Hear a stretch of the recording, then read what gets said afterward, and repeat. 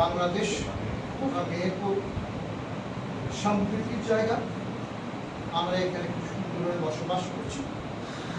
আমার বাড়ির সঙ্গে যিনি ছিলেন আমার মামা সম্পর্কে রাজু মামা ইসাহাদা, উনি তাবলিগ জামাতের আমির ছিলেন। আমাদের হাতে করে মানুষ করছেন তিনি তার মা। আল কোরআনে এমন কোনো কথা নেই যে বিধর্মী ধ্বংস করে। সকলকে ভালোবাসো, প্রতিবেশীকে ভালোবাসো, সকল ধরনের সম্মান দাও, এটা আছে আমাদের ভাগবত গীতায় আছে, ভাগবতে আছে, রামায়ণ মহাভারতে আছে সম্প্রীতির কথা। আমরা সেই সম্প্রীতি নিয়ে এই দেশে আছি।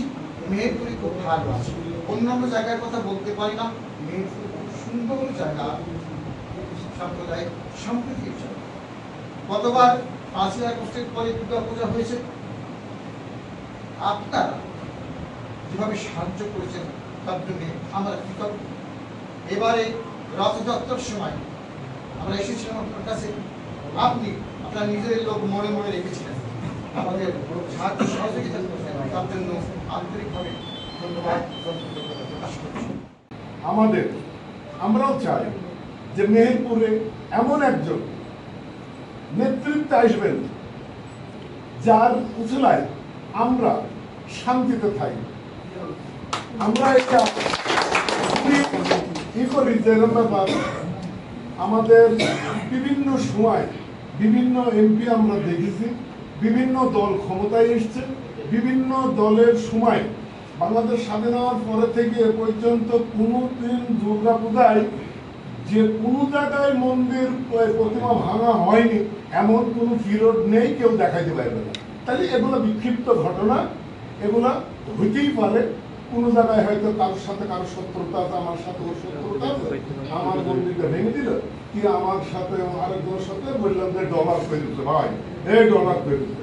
হ্যাঁ, এরকম একটা সিচুয়েশনে অনেকগুলো হয়েছে। তাছাড়া কুকুরে ভেঙেছে, পাগলাই ভেঙেছে, বিভিন্ন সময় বিভিন্ন হয়েছে। কিন্তু তাছাড়া আমরা কিন্তু মেহেরপুরে আমরা সনাতন ধর্মাবলম্বী নাম্বার 3 সংখ্যা, মানে এই সংখ্যাতে প্রথম মুসলমান, তারপরে খ্রিস্টান, তারপরে হিন্দু। আমরা খুবই কম, কিন্তু আমরা কিন্তু এটা কোনোদিন কেউ মনে হয় বলতে পারবেন না যে আমরা এটা কোনোদিন কেউ মনে করেছি যে আমরা সংখ্যায় কম।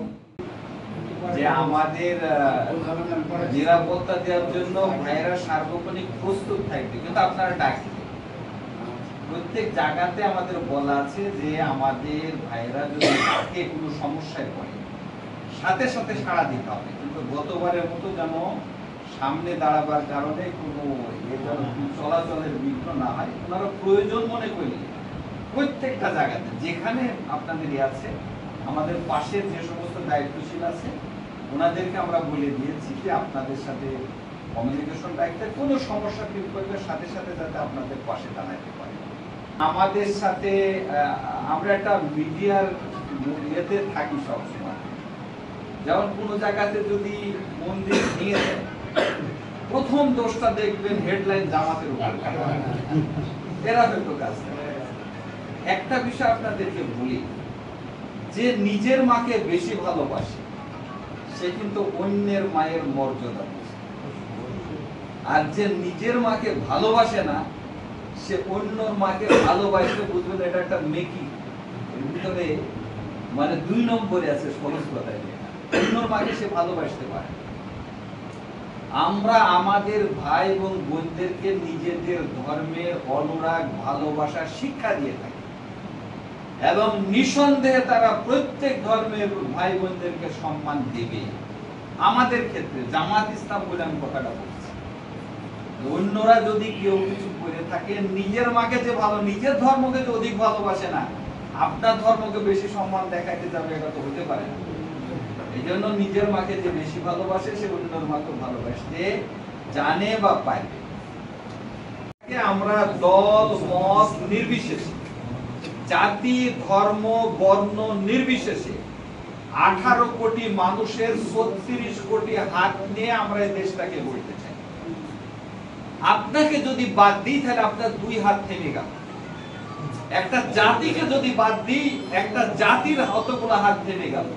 একটা দলকে যদি বাদ দিই, একটা দলের অতগুলা হাত থেমে গেল।